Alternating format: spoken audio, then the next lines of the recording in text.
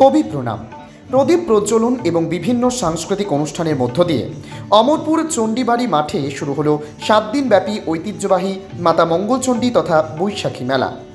9 মে শনিবার সন্ধ্যায় রাজ্যের 2 হেভিওয়েট মন্ত্রী রতনলাল নাথ এবং সুশান্ত চৌধুরী এই মেলার উদ্বোধন করার কথা থাকলেও কোনো এক অজ্ঞাত কারণে ওনারা উপস্থিত হতে পারেননি।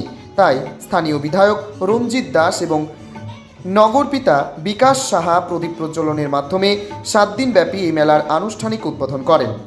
উল্লেখ করা প্রয়োজন যে কিছুটা গুমেট গরমের মাঝেও কিছুক্ষণ পরপর প্রকৃতির ফুরফুরে হাওয়ার মনোরম পরিবেশে উদ্বোধনী অনুষ্ঠানগুলি চলতে থাকলেও উদ্বোধক রঞ্জিত দাসের ভাষণ চলাকালীন সময়ে বিদ্যুৎ বিভ্রাট ঘটে।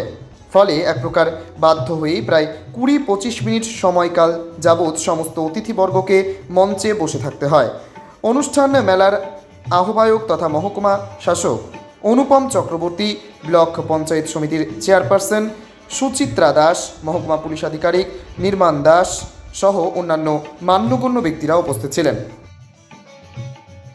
উভয়ের মেলবন্ধনে শ্রী শ্রী মাতা মঙ্গলচণ্ডী মেলা প্রতি বছর আমরা এই মেলা অনুষ্ঠিত হয়ে আসছে।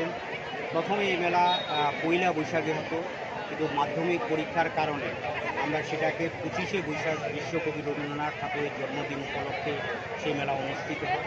তো আজকে এই মেলা অমরপুর চণ্ডীবাড়ি সংলগ্ন মাঠে এই মেলা অনুষ্ঠিত হচ্ছে এবং বিশেষভাবে অমরপুরে জাতি জনজাতি উভয় অংশের মানুষ এই মেলাতে অংশগ্রহণ করে। তার সঙ্গে অমরপুরের যারা এখানে মেয়েরা যাদেরকে বিভিন্ন বিয়ের ক্ষেত্রে তারা বিভিন্ন মহকুমারে থাকেন, এই মেলা উপলক্ষে প্রচুর পরিমাণে আত্মীয় স্বজনরা এই মেলা উপলক্ষে অমরপুরে আসেন। তো এই মেলার শুধু আমাদের জাতি জনজাতির যে মেলবন্ধন, এর মধ্যে একটা পারিবারিক সম্পর্ক রয়েছে। সকলে এই মেলাতে যে যার আত্মীয় স্বজন আছে, এর বাইরেও প্রচুর মানুষ ত্রিপুরার বাইরে থেকে আমাদের এই মেলাতে আসে। দীর্ঘ সময় এই মেলা একটা জাঁকজমকপূর্ণভাবে এবার মেলা হয়। এই মেলা আমাদের 7 দিনব্যাপী চলছে।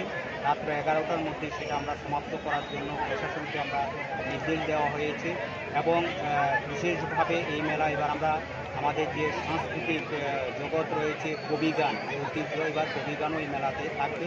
বিভিন্ন ধরনের সাংস্কৃতিক অনুষ্ঠান এই মেলার মধ্যে পরিবেশিত হয় এবং এখানে আমাদের 2টো মাঠ রয়েছে।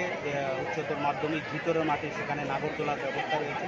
7 দিনব্যাপী নাগরদোলা থাকবে এবং এই মেলার মধ্যে একটা বিশেষত্ব দেখা গিয়েছে, এবার আমাদের যে বিভিন্ন ধরনের ফলের গাছও এই মেলাতে বিক্রি করা হচ্ছে। এতে জাতি জনজাতি উভয় অংশে প্রচুর পরিমাণে লোকের সমাগম হয়। আমি আপনাদের মাধ্যমে সবার কাছে যাতে সকলের মেলবন্ধনে শান্তি সম্প্রীতি বজায় রাখে, এরা এই মেলার আনন্দ উপভোগ করে।